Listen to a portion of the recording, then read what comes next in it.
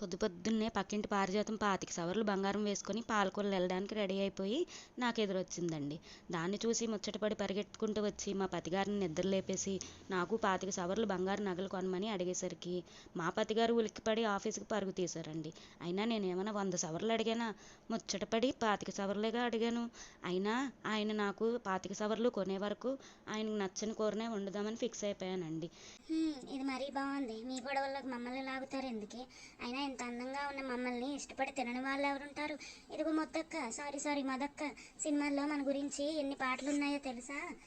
అయినా మమ్మల్ని మంచిగా వండాలే కానీ ఆహా ఏమి రుచి అనరామై మరచి అంటూ లొట్టలేసుకుంటూ తిన్న వాళ్ళు ఎవరుంటారు చెప్పు? తిప్పుకుంటూ నడుమూపింది చాలే.